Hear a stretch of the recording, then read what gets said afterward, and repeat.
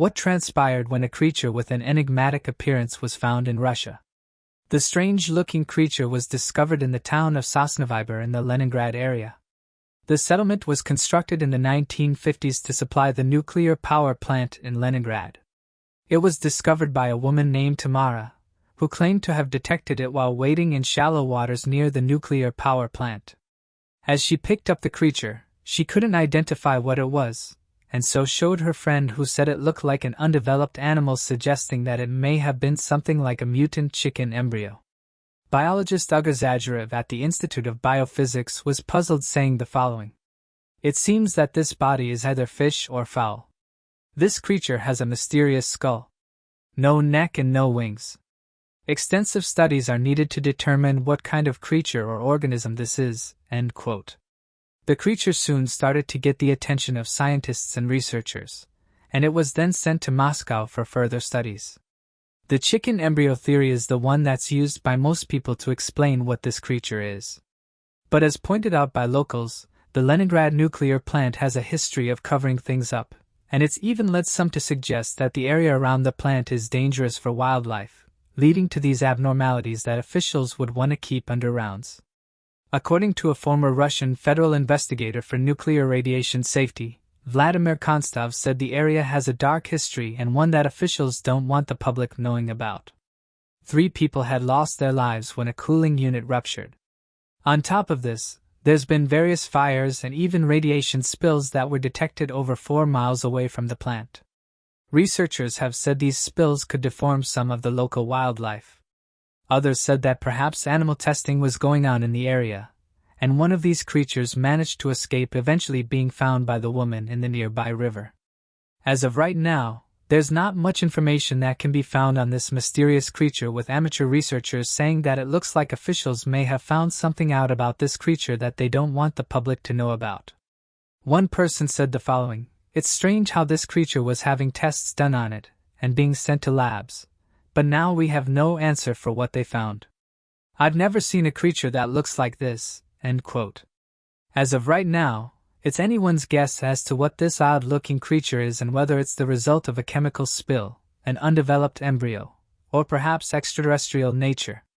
The oceans and rivers of the world are some of the most mysterious places, and over the years, people have discovered and encountered strange things that not only baffled them, but also the researchers who have gone on to investigate them. One such creature has become known as the black demon shark. Over the last 20 years, it's been spotted off the shores of Mexico's Baja California peninsula. These reports and sightings have been made by a number of fishermen across the Mexican coast that claim to see a massive black shark roughly 60 feet in length, and resembling the build of a great white shark, but with that of a dark coloration across its body and a massively sized fin. Given the fact that many of these reports fit many of the modern-day recreations using megalodon skeletons, it's led many to believe that it could be a possible hunting ground for the creature. Additionally, many of the fishermen have reported this sighting have often been veterans in the field, never having once claimed such sightings in the past, and having more than enough experience with different species of whales throughout the region. What's interesting about these reports is that we have proof that at one point in time, these creatures were swimming in our oceans. Going back in the 1960s, there appeared to be another widely reported sightings of a megalodon creature in the modern day. According to the report, a captain of a 50-foot-long fishing ship claimed that a massive white shark larger than the boat itself passed by while the captain and crew was sitting at anchor. When people began to question the captain and claim that it had been nothing more than a whale, he continued to claim he was an experienced fisherman and was well aware of what a whale looked like. He confirmed that it was indeed a larger shark and that it was not similar to that of a whale of any kind. Some people who have researched these cases have said these individuals encountered everyday wildlife. But as Summer pointed out, it's very unlikely these people would mistake everyday wildlife for a giant shark. As of today, it's not known what these individuals encountered. Scientists have said the giant megalodon shark is now extinct and hasn't been in our oceans for at least a couple 1 million years. Yet, well-seasoned fishermen are clearly seeing something. Other fishermen have come forward and said they think there may be giant great white sharks that are being misidentified. Some have claimed to have seen great white sharks pushing 30 to 40 feet. Marine officials have said this is a more likely answer but still question this theory as great white shark is set to reach a maximum length of 20 feet. However, according to J.E. Randall, the largest great toy shark reliably measured was found in Edge Point, Western Australia in 1987 and is said to have measured at least 6 meters. Around a decade later in 1988, the Canadian Shark Research Centre captured and verified a large female great white shark. This was off the coast of Alberta and Prince Edward Island, and it measured 6.1 meters. Furthermore, great white captured off the coast of Malta in 1987 is said to have measured an estimated 7.13 meters. Photographic evidence of the shark dubbed Malta was thoroughly examined and was found to confirm this estimation, even suggesting it was larger than previously thought. This suggests that great white sharks can grow up to 7 meters, a vast jump from the previous known size of 4.9 to 6.1 meters. So what do you make of this mysterious creature that was discovered in Russia? Do you think it's an embryo of something like a chicken? Do you believe that this is how it looks because of the chemical spills? Or do you believe it might have an alien origin? Help us build this community as we attempt to unravel these unsolved mysteries by posting your queries and responses in the space provided below. We appreciate your time, and please remember to subscribe for future videos. If you're fascinated by unsolved mysteries and enjoying the video so far, make sure to hit that subscribe button and give this video a thumbs up to stay updated on all our latest content. Moving on to the next mystery. Linda Slayton, a 31-year-old woman, lived in Lakeland, Florida, with her 2 sons, Tim, 12, and Jeff, 15. On the morning of September 4, 1981, Linda's sister, Judy Butler, arrived at her home for their usual coffee time. Instead, Judy found Linda's lifeless body and promptly called 911. Linda was found on her bed with a wire hanger around her neck, having been strangled and beaten.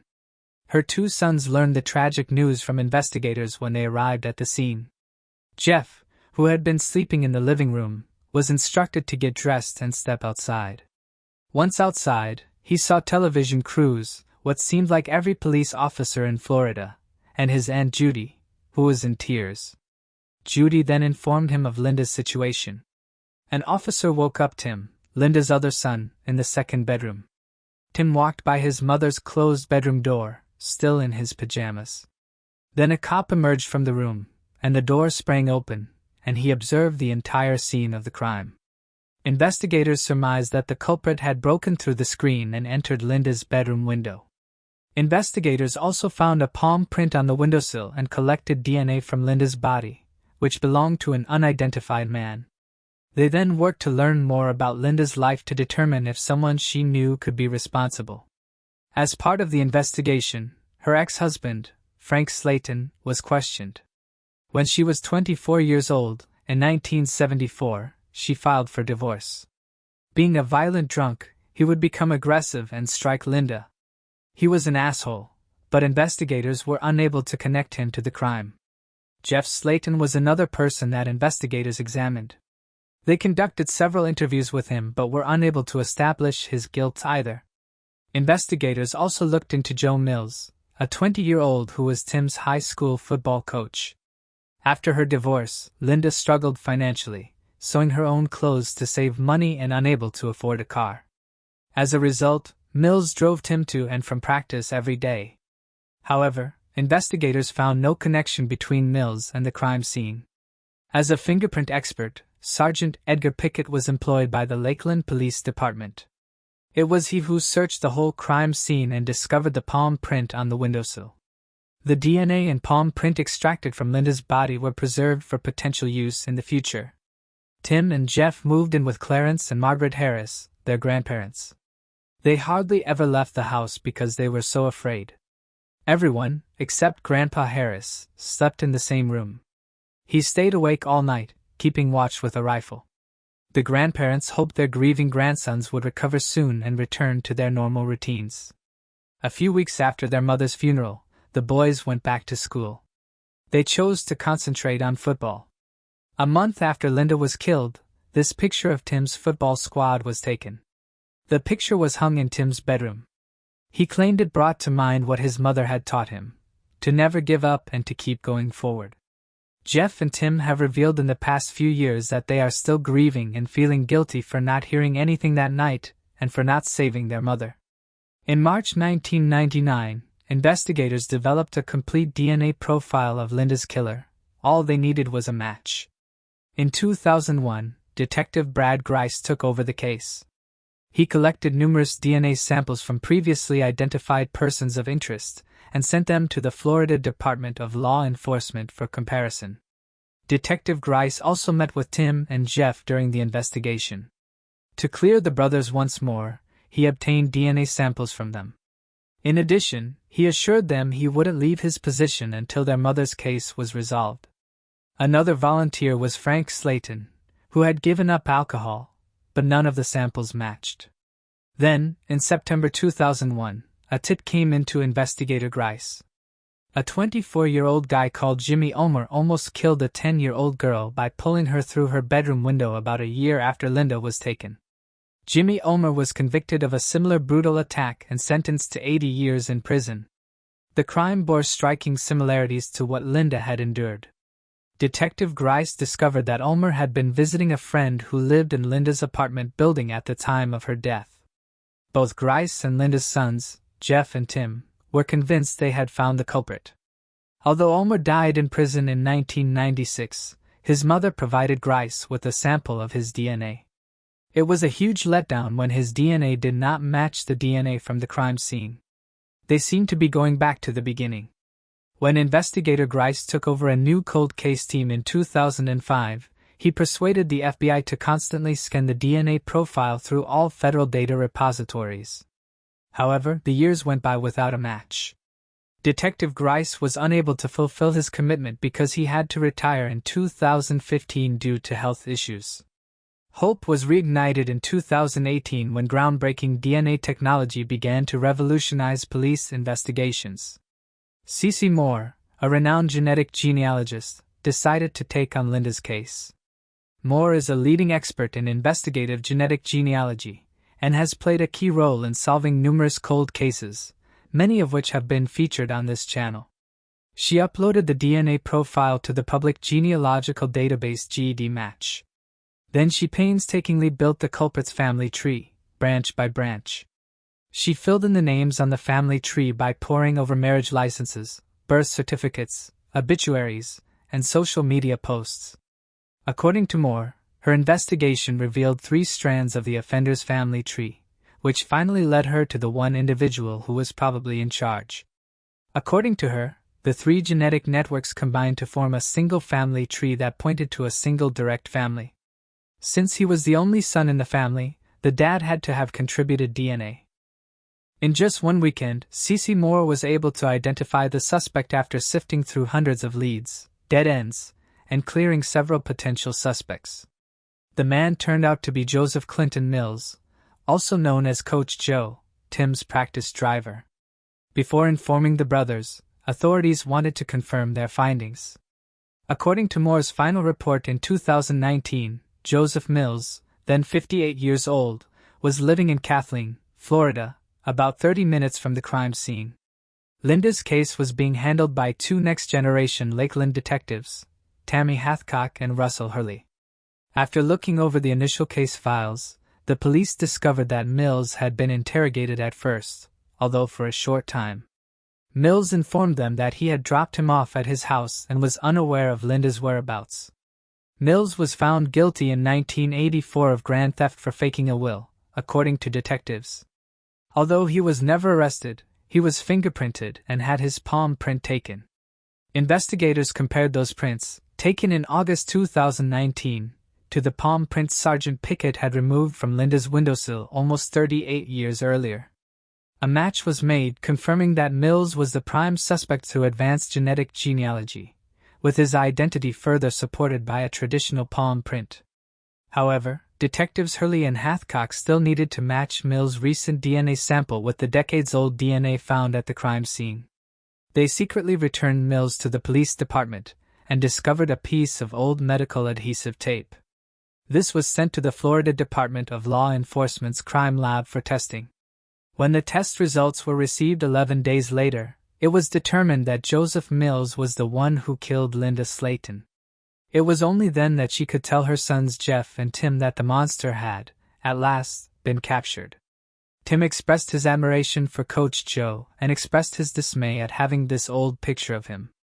What was even more abhorrent was the fact that Mills kept on driving Tim to and from practice even after he killed Linda. Joseph Mills was apprehended by detectives on December 12, 2019.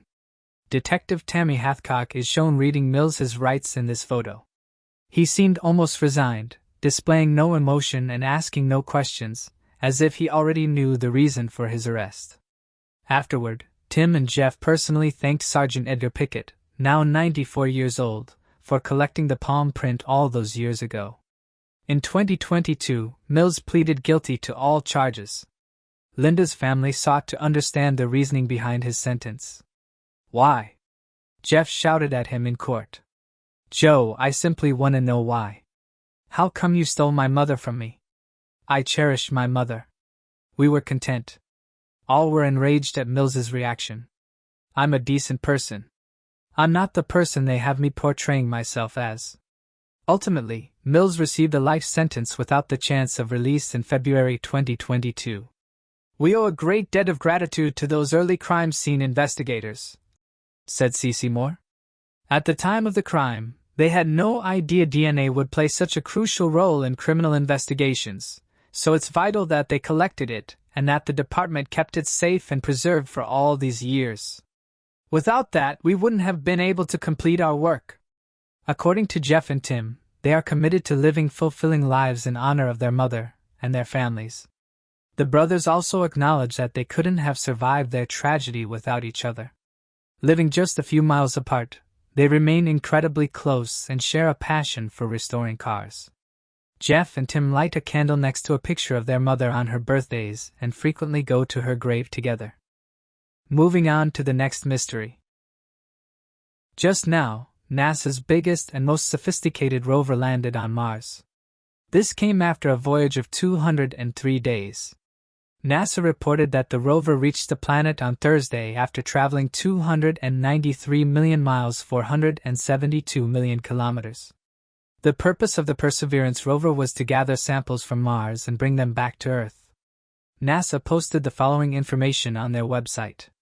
On Thursday, February 18, 2021, at NASA's Jet Propulsion Laboratory in Pasadena, California, members of the Perseverance Mars rover team watched in mission control as the first photographs arrived only moments after the spacecraft successfully touched down on Mars.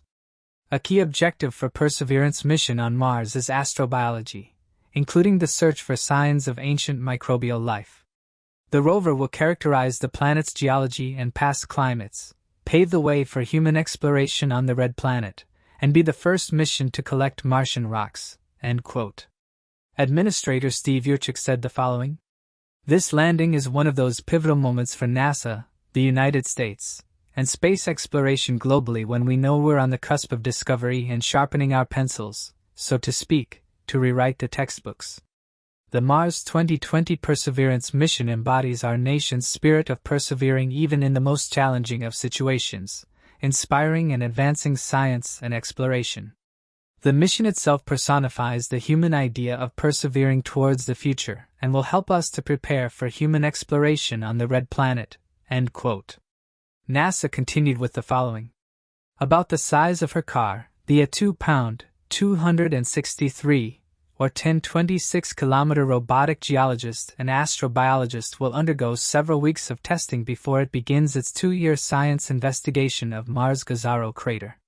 While the rover will investigate the rock and sediment of Gazaro's ancient lake bend and river delta to characterize the region's geology and past climate, a fundamental part of its mission is astrobiology, including the search for signs of ancient microbial life.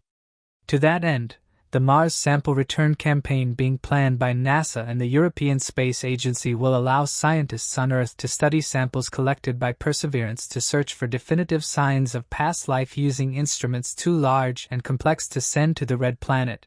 End quote. It wasn't long before eagle-eyed viewers noticed some strange anomalies in the images that got sent back to Earth. Various UFO groups claimed that black objects could be seen above the rover.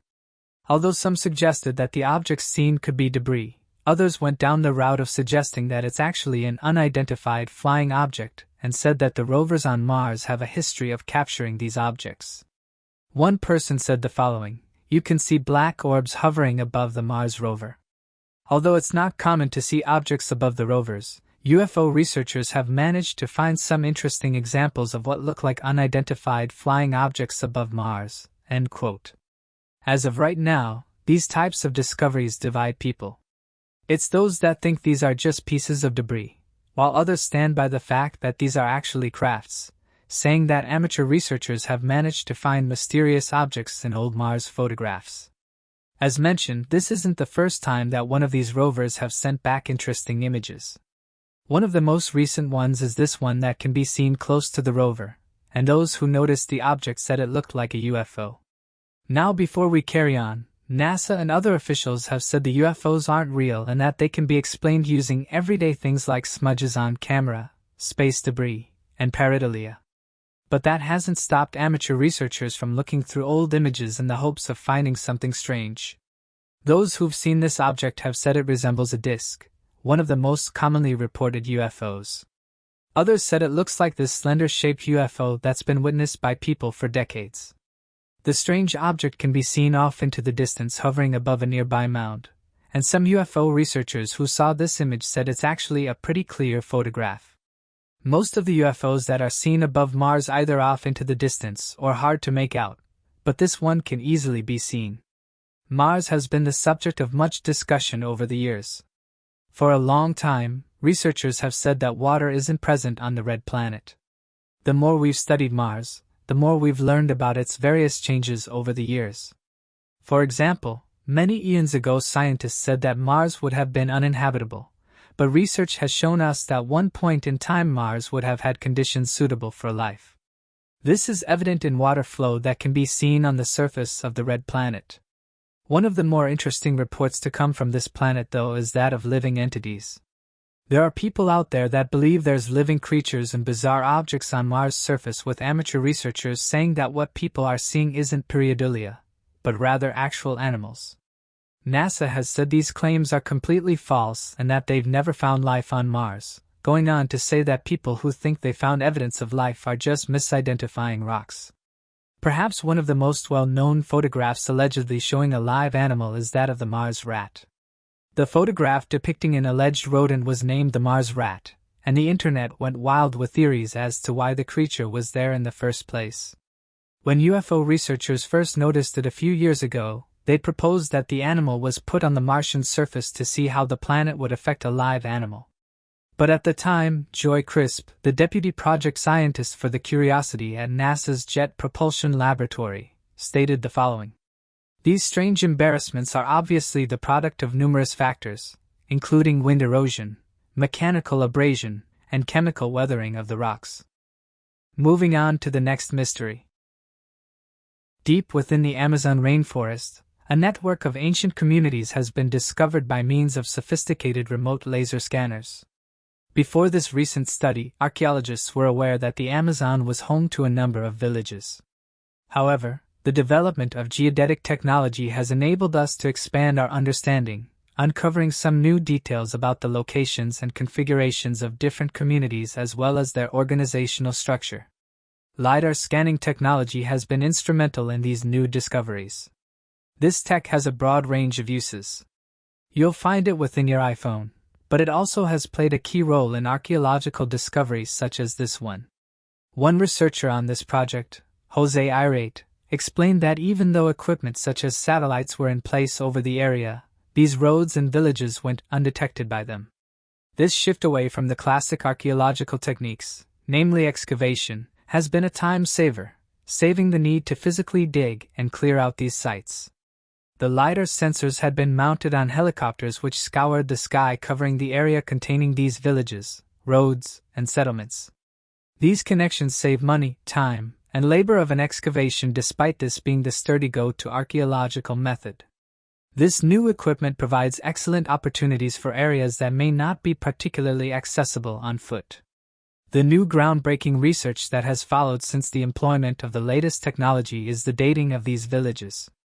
These settlements have been determined to date back between AD 1300 to 1700 and are seemingly positioned according to the stars, as they hold a strong resemblance to what is referred to as Native American space. Each village appears to be centered around what has been referred to as mounds. These villages appear to have anywhere between 332 mounds, some reaching 20 meters in length and 3 meters in height. Some of these have maintained a rounded shape, whilst others appear to be rectangular, increasing the questions about these mounds. Despite comparisons with other villages with mounds, we remain uncertain as to their purpose. Some have suggested they were simply homes. Some have suggested they were reserved for members of the community of great importance. Other explanations have included suggestions that they may be a religious establishment, or it has been said that these mounds could even be cemeteries. The LiDAR technology has also found roads connecting each of these villages. The majority of these settlements had at least 4 roads, main roads and secondary minor roads heading both north and south. As of yet, 36 villages have been surveyed. There has been a great discrepancy regarding the distance between each one, with some being miles apart and others just 3 kilometers away. Physical excavations may be conducted in an attempt to unravel some of the mysteries that have been left to us in light of the questions highlighted by this discovery. There are too many gaps in each piece of history, making it difficult for us to put the puzzle together. We now understand that an excavation could contribute to the resolution of these open questions. Even if these helicopter scans are helpful, we must take this early study into account. Though there is still much research to be done before we can find the answers to our problems, LiDAR technology has made it possible for us to locate and map out specific structures in crowded, hard-to-read places. Moving on to the next mystery. One of the oldest burial sites in the Amazon. Tucked away in northern Bolivia in the Llanos de Maxtos section of the Amazon jungle, researchers think they have stumbled onto what may be the earliest burial site yet found in the southwest Amazonia. Graves at this location are thought to be at least 6,000 years old, and maybe older. 5 people are buried here together with snail shells, fish bones, and bones from other creatures. This finding is more significant since it completely alters the time frame of when we thought people had started establishing settlements in the Amazon, as they estimate that this site was formed 6,000 years ago. The site was found on the forest islands situated in Ilha del Tesoro, La Chacra, and San Pablo. An excavation and further study led many researchers to believe that these so-called forest islands provided a safe asylum and a point of refuge to ancient Amazonians fleeing the flooded Llanos de Maxtos savanna throughout the rainy season, making these islands seasonal settlements. This discovery has also given insights into the sophistication of these societies as burials of this sort, along with the traces of food remains and of fires having burned, have implications of a settled society protecting their territories. Before this discovery, we had been operating under the assumption that the people living in this region were hunter-gatherers. Though this updated perspective suggests a series of more complex societies instead, this means our timeline could have been 10,000 years out, meaning these groups and societies were established and complex far earlier than we originally thought. Lead author of the study, Jose M. Caprier, assistant professor at Penn State University, explained that these burials tells us that the indigenous groups within the Amazon had learned to adapt and transform the landscape in beneficial and suitable ways. These signify far more advanced living standards than we had predicted were possible at this time. Furthermore, the discarding of waste, be it food or what was once living, and then returning to stay in the area as a seasonal settlement meant that the soil composition had been changed slightly, becoming more fertile. This allowed for thicker growth of vegetation and higher land elevation. According to Jose M. Capri, indigenous cultures were able to domesticate plants like peanuts and sweet potatoes when their favored food sources and supplies ran low. Because of this superior understanding, nations with the ability to build roadways became common just a few generations later.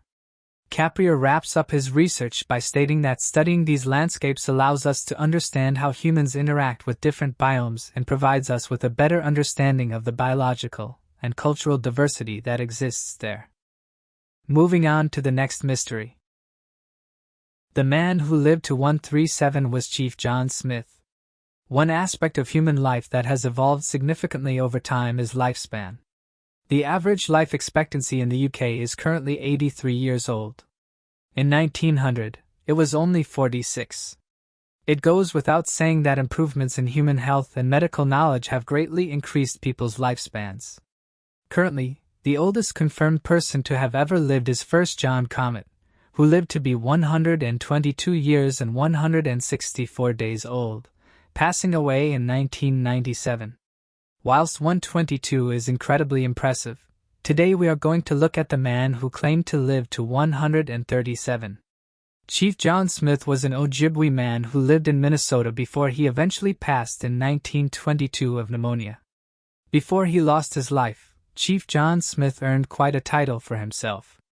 He was recognized by local photographers who used him as a model in several stylized pictures that were intended to demonstrate aspects of Ojibwe life.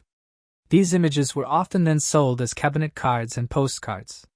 Smith had lived in Cass Lake his whole life, was familiar with the locals, and was known by white people as the Old Indian, whilst other Chippewayan people referred to him as Gabinergunwans, translating to something along the lines of wrinkled meat, a delightful nickname.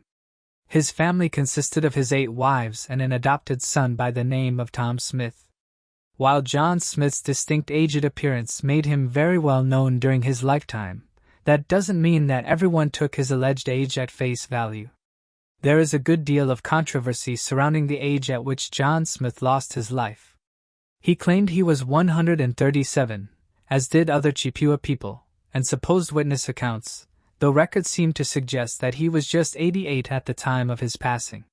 The Federal Commissioner of Indian Enrollment, Ransom J. Powell, said it was disease and not age that made him look the way he did. Paul Buffalo, a man who had lived with the Chippewa people when he was young and referred to Chief John Smith as Grandpa, has commented that he heard Smith tell stories of being between 8-10 when the stars fell.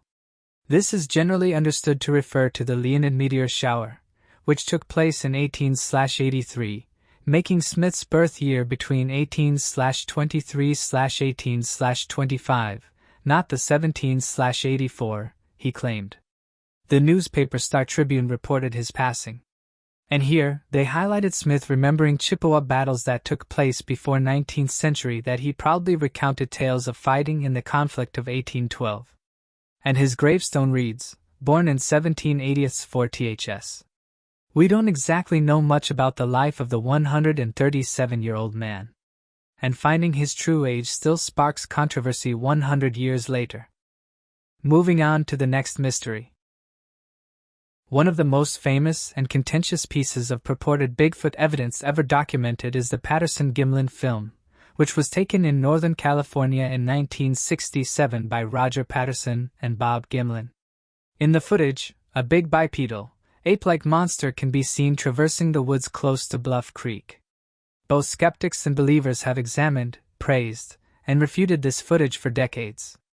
However, the controversy surrounding the well-known movie has been rekindled by a recent disclosure made by an unnamed Bigfoot researcher.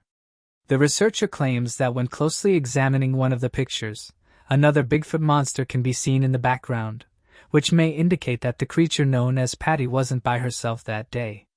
This claim has led to new discussions within the Bigfoot research community.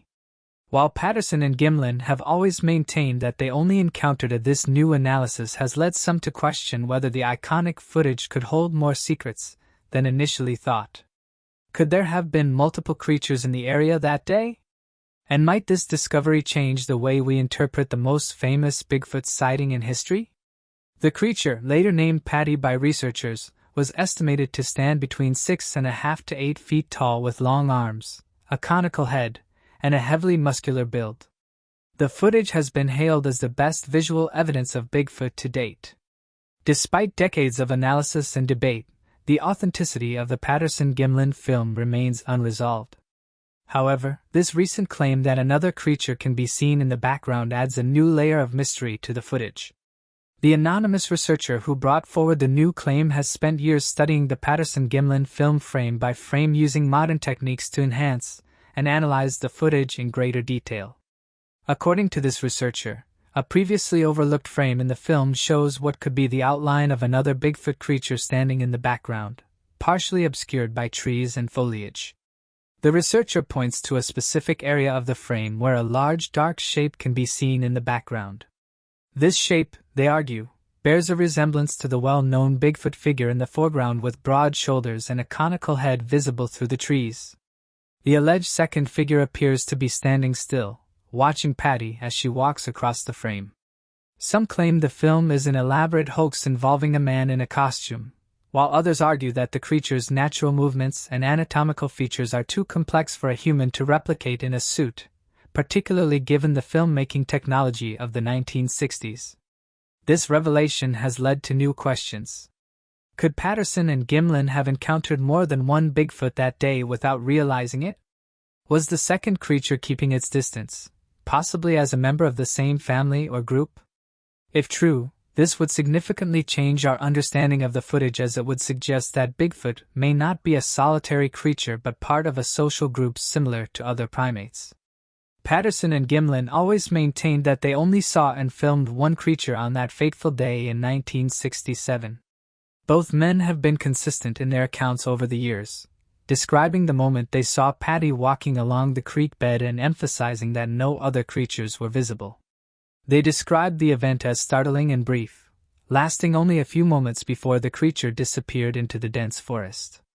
Bob Gimlin, who is still alive and occasionally speaks at Bigfoot conferences, has repeatedly stated that they did not see any additional creatures and that if there were more, they were well hidden.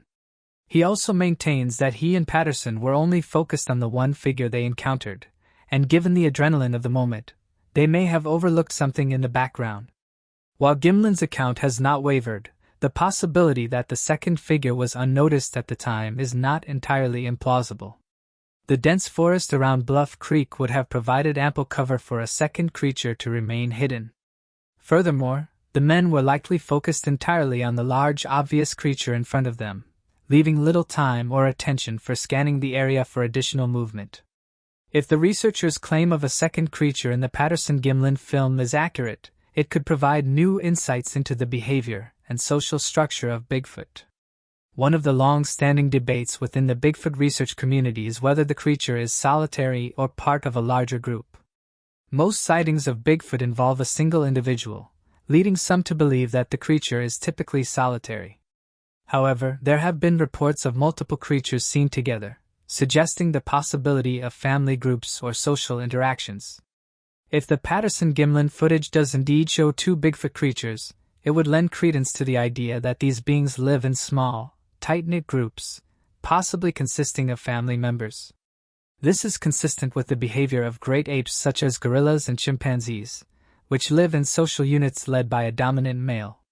The presence of multiple Bigfoot creatures in the same area could also explain why Bluff Creek has been a hot spot for Bigfoot sightings over the years. One of the most striking features of the Patterson-Gimlin Bigfoot footage is the apparent anatomical detail captured in the brief clip, which has led many researchers to conclude that the creature filmed that day was likely female. This conclusion is primarily based on the creature's physical characteristics, particularly the presence of what appears to be an enlarged chest on the figure as it walks across the frame. The notion that the creature could be female adds another layer of complexity to the already fascinating and contentious debate surrounding the footage. The clearest evidence supporting the theory that the Bigfoot filmed in the Patterson-Gimlin footage was female lies in the creature's anatomy. In several frames of the film, the figure appears to have a large, pendulous chest. They are visible as the creature moves through the clearing with the body's shape and motion suggesting a heavily muscled, mature individual. The presence of them has been a focal point for researchers who argue that creating a costume with such detailed and realistic anatomy would have been extraordinarily difficult, especially with the limited special effects technology available in the 1960s. Skeptics often point to the possibility of a hoax, but even among them, there is acknowledgement that creating a Bigfoot suit with a functional, anatomically correct chest would have required significant expertise. Special effects in the 1960s were still relatively primitive, particularly when it came to creating realistic body movement and anatomical features. Films such as Planet of the Apes, released a year after the Patterson-Gimlin footage was shot, demonstrated how difficult it was to replicate realistic primate movements and anatomy with the technology of the time, despite Hollywood's large budgets and talented costume designers.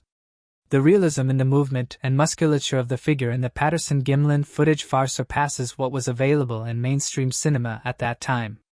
In addition to the presence of the enlarged chest, researchers have noted the creature's gait and posture, which appear distinctly non-human. The creature walks with a long fluid stride, and its arms are disproportionately long compared to those of a human. The movement of the muscles under the fur as the creature walks has been cited as evidence that it is not a person in a costume, as the muscle movement appears natural and consistent with that of a large, powerful animal. This naturalistic movement combined with the apparent female anatomy lends credibility to the argument that the creature could indeed be a female member of an unknown species. The scientific community's reaction to the Patterson-Gimlin footage has been mixed, with some researchers expressing interest in the anatomical details, while others remain skeptical. Dr. Grover Krantz, a physical anthropologist who studied the footage extensively, was one of the first experts to suggest that the creature filmed was female. Krantz, who was initially skeptical of the footage, eventually concluded that the proportions and movement of the creature could not be easily faked and that the figure in the film was likely a living being. Krantz pointed to the creature's large size, natural stride, and visible chest as evidence of a real animal, noting that the anatomical features in the footage would have been extremely difficult to replicate with a costume. He argued that the creature's enlarged chest appeared consistent with the breasts of other large primates, such as gorillas or orangutans, further supporting the idea that the creature was a female Bigfoot. Other scientists, including primatologists and wildlife biologists, have expressed curiosity about the footage, particularly regarding the female anatomy. Some have noted that the enlarged chest seen in the footage appears to sag naturally, consistent with a large primate that has given birth multiple times. This detail, if true, could suggest that the creature was not only female, but also a mother, raising further questions about the social and reproductive behavior of the species. However, skepticism remains strong, particularly among those who believe that the footage is a hoax. Critics argue that even though special effects in the 1960s were limited, it is still possible that the chest could have been part of an elaborate costume designed to fool viewers. Some have suggested that the appearance of the chest could have been a deliberate attempt by the filmmakers to add realism to the hoax, knowing that the presence of female anatomy would make the creature seem more lifelike and harder to dismiss. The theory that the creature in the Patterson-Gimlin film is female has added an interesting dimension to the already complex debate about the footage's authenticity. If the figure captured on film is indeed a female Bigfoot, this opens up new questions about the species' social structure, reproductive behavior, and the possibility of other creatures being nearby. The idea that Patty was a female also ties into the previously mentioned claim by an anonymous Bigfoot researcher that a second creature might be visible in the background of one of the frames. If the creature filmed was female, it raises the possibility that she was not alone, but may have been part of a family group, potentially including a male partner or offspring. This could provide a new explanation for why only one creature was clearly seen. If the second creature was a juvenile or simply keeping a distance, it may have been easier to miss during the adrenaline-filled encounter. The presence of a female Bigfoot also raises questions about the creature's range and habitat. Female primates in the wild tend to stay close to home ranges where they can rear their young, suggesting that the area around Bluff Creek may have been an important habitat for this individual and possibly others. If Bigfoot exists, understanding the behavioral patterns of females could provide crucial insights into tracking the species and studying its ecology. The Patterson-Gimlin film remains one of the most compelling pieces of evidence in support of the existence of Bigfoot, particularly because of the creature's naturalistic movements, anatomical detail, and the lack of convincing evidence to debunk it as a hoax. Despite decades of scrutiny, debate, and attempts to replicate the footage, no one has convincingly demonstrated that the creature seen in the film was fabricated. Supporters of the film's authenticity believe that the combination of physical, technical, and contextual factors strongly supports the notion that the footage is genuine and that Patty is a real living being. One of the strongest arguments for the authenticity of the Patterson-Gimlin film lies in the anatomical detail captured in the footage. The creature's movements and physical proportions suggest an organic being rather than a person in a costume. Skeptics have long argued that the figure in the film could be someone wearing a suit, but several factors contradict this notion. When closely analyzed, the footage reveals the movement of muscles beneath the creature's fur, particularly in its legs, arms, and back. This muscle movement occurs in a way that would be extremely difficult to replicate with a costume, especially given the limited special effects technology available in the 1960s. The muscles ripple and flex naturally as the creature walks, showing a level of biological realism that even modern special effects struggle to achieve. As mentioned earlier, the creature appears to have visible enlarged chest, which are not common in hoaxes or costumes. The presence of female anatomy combined with the naturalistic, non-exaggerated movement of the creature makes it unlikely that this was a person wearing an off-the-shelf suit. The creature's feet, as captured in still frames and in other physical evidence found at the site, suggests biological realism. Footprint casts taken at the Bluff Creek location show anatomical details such as the mid-tarsal break, a feature commonly seen in great apes, but not in humans. This small but significant detail adds to the argument that the creature is not a person in a costume, but a real being with distinctive primate features. The circumstances under which the footage was captured also support its authenticity. Roger Patterson and Bob Gimlin did not have the resources or connections necessary to stage an elaborate hoax, especially one involving such a convincing costume and performance. Patterson, an amateur filmmaker with a deep interest in Bigfoot, was known for his enthusiasm, but lacked the financial means to orchestrate something as sophisticated as the scene depicted in the film. Moreover, the unscripted nature of the footage lends credibility to the idea that it was a genuine encounter. The film shows Patterson scrambling to catch up with the creature after hastily dismounting his horse. The shaky, hurried camera work reflects the natural tension of the moment. If this were a hoax, one might expect a more rehearsed or controlled filming process, yet the footage conveys an authentic, spontaneous interaction between the men and the creature.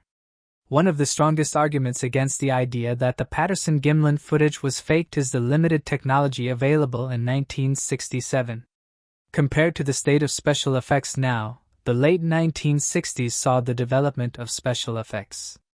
Most filmmakers, let alone amateur Bigfoot fans without access to Hollywood-level funding or experience, could not afford to create realistic animal costumes, particularly ones that accurately depicted muscle movement and biological dimensions.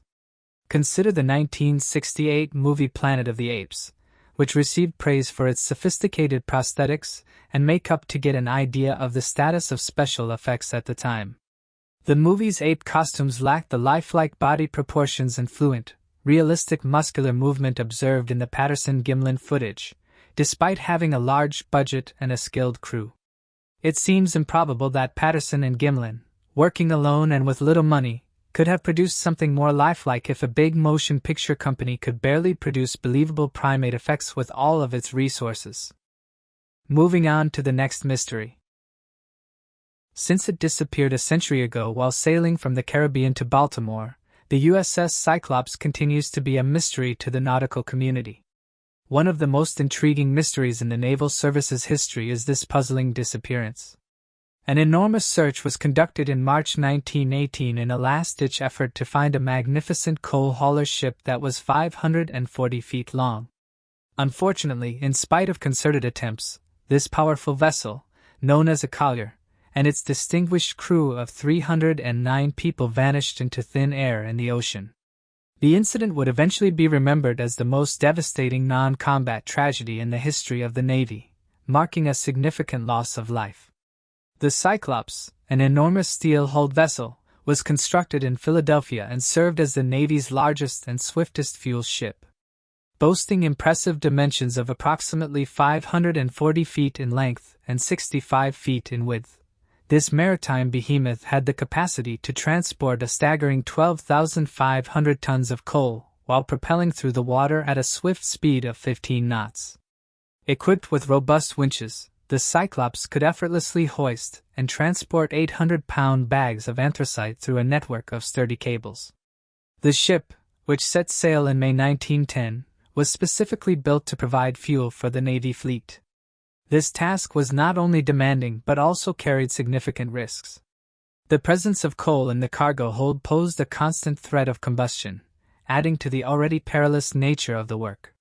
The group of sailors departed from Norfolk and embarked on a voyage along the Atlantic coast, making their way towards various United States military installations located in Cuba, Haiti, and Puerto Rico.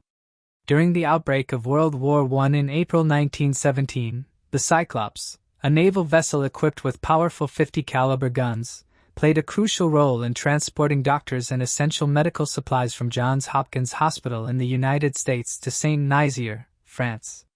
Months elapsed before the ship finally reached the shores of Brazil, where it eagerly awaited its cargo of 10,000 tons of manganese ore. This particular type of ore was unlike anything the crew had encountered before. It was significantly denser and heavier than coal. Familiarizing themselves with the handling and logistics of this new cargo became a priority. Once the ship was loaded to its maximum capacity with the valuable ore, it embarked on a journey towards Barbados. This pit stop lasted for a span of 9 days, allowing the crew to resupply and tend to any necessary maintenance and repairs. The search for the missing ship was methodical and thorough. Navy cruisers diligently combed through the trade routes, meticulously explored the beaches, and meticulously inspected remote bays. The dedicated crews tirelessly transmitted radio signals in hopes of establishing contact with the lost vessel. But each passing day brought disappointment as there was no response, no sign of wreckage, not even a trace of an oil slick. It was as if the ship had mysteriously disappeared without a trace. In June of 1918, Franklin D. Roosevelt, who was serving as the Assistant Navy Secretary at the time, made a solemn announcement regarding the fate of a ship and its crew of 309 men. Tragically, they were deemed lost at sea, resulting in an immense loss of life that remains unparalleled in the annals of U.S. naval history. Navy Secretary Josephus Daniels expressed his astonishment at the perplexing enigma that remains elusive within the maritime history of the Navy, the mysterious vanishing of the USS Cyclops in March. An extensive and tireless exploration of the entire vicinity bore no fruit as not a single trace of the vessel could be found, leaving investigators perplexed and disheartened. This inexplicable disappearance, which has defied all attempts at resolution, has left the Navy and maritime community bewildered. There were numerous speculations surrounding the mysterious sinking of the ship. One theory suggested that the heavy ore cargo might have caused the hull to rupture, leading to an instant sinking. Another possibility was that the unfamiliar cargo had leaked fumes resulting in the poisoning of the crew. While it was also speculated that U-boat torpedoes could have been responsible for the ship's demise, the absence of debris raised doubts about this theory. The absence of any distress calls and the lack of a storm further questioned the hypothesis that rough seas had swamped the ship. Additionally, some believed that German raiders could have captured the ship, holding the crew hostage and making their way back home with their valuable prize. However, this theory was deemed unlikely due to the Cyclops' insufficient fuel for a transatlantic voyage. The circumstances surrounding the sinking of the ship remained shrouded in mystery. Despite the distressing circumstances, the families of the Baltimore sailors were left without any resolutions. These seamen, including individuals such as Charles Holmes, who had a wife and a young son residing on Pressbury Street, and Edward Dressback, who regularly sent cheerful letters to his mother living on Harlem Avenue, faced an uncertain fate. Furthermore, the unfortunate situation also affected Beverly Jones and Herbert Price, two city-dwelling youngsters who were only 17 years old. Today, the memory of those people is only kept alive by a few sporadic reminders. Moving on to the next mystery. An amazing find was found at the Bahri Oasis, a necropolis that housed numerous significant tombs. 105 mummies were discovered, all in perfect shape considering how old their bodies were. The region became known as the Valley of Golden Mummies, and it is thought that 10,000 mummies could be interred here, deep inside the ground. Dr. Zahi discovered them about 380 kilometers from the pyramids. It was an accident when a guard's donkey's leg fell through a hole in the ground. They found gold glimmering beautifully down below and decided to excavate. Alongside the bodies, 4 tombs dating back to 330 BC were found.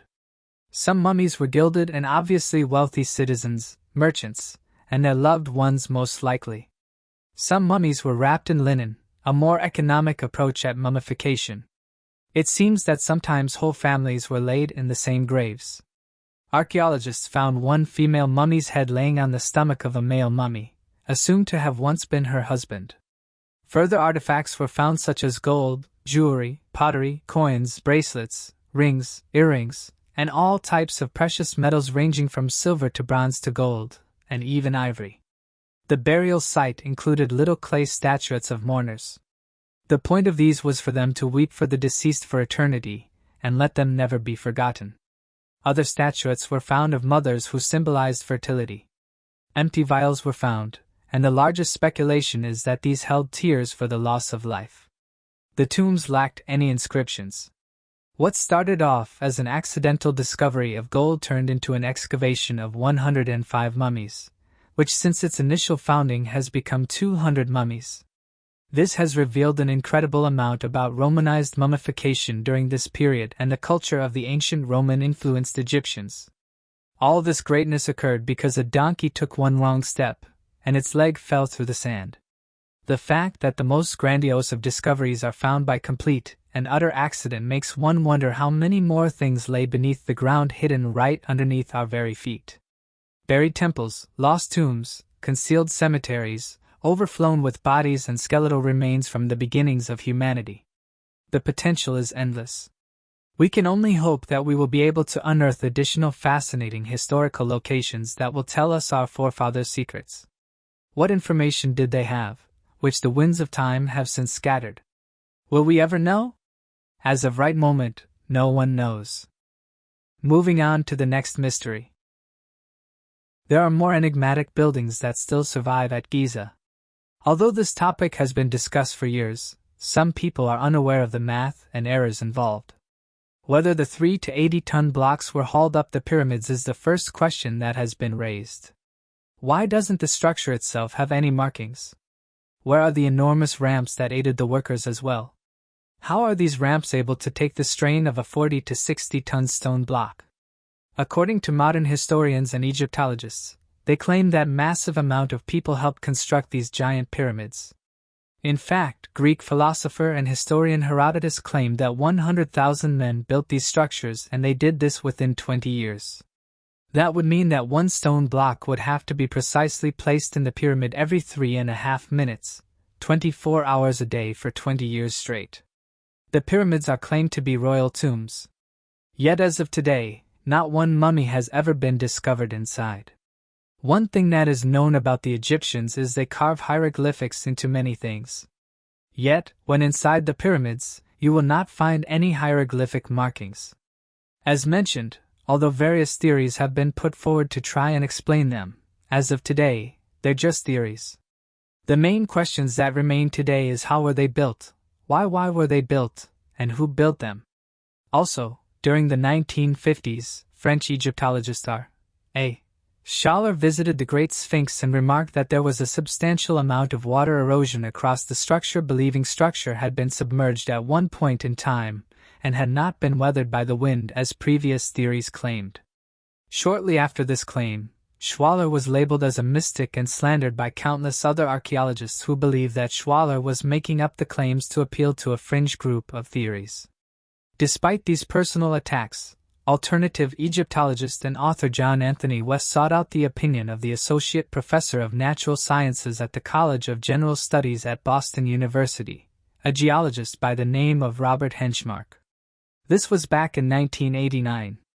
Robert then spent a significant amount of time investigating the enclosure's geology, and came to the conclusion that the main type of weathering that was evident on the Sphinx's enclosure were caused by significant amounts of water damage, and not that of natural wind and sand as previously theorized. Robert Schnock also found the weathering was consistent with blocks found at the Valley temples, leading Robert to claim the following statement. Therefore, the granite facing is covering deeply weathered limestone. The original limestone structures must predate by a considerable degree the granite facing. Obviously, if the limestone cores originating from the Sphinx, stitch of the temples predate the granite ashlars, and the granite ashlars are attributed to Khafre of the 4th dynasty. Then the Great Sphinx was built prior to the reign of Khafre. End quote. Given the fact that the Egyptian government is keen to maintain the history that the ancient Egyptian civilization was responsible for the megalithic structures and not some unknown civilization that predates their culture, it would explain why efforts had been made to cover up the findings over the decades. Today, the water erosion hypothesis Egyptian community. Thanks for watching. I hope you enjoyed exploring these intriguing unsolved mysteries with me. If you found the video fascinating, don't forget to give it a thumbs up and subscribe to Unsolved Mystique for more deep dives into unsolved mysteries. Your support helps me bring you more compelling content. Leave a comment below with your thoughts or any mysteries you'd like me to cover next. See you in the next video.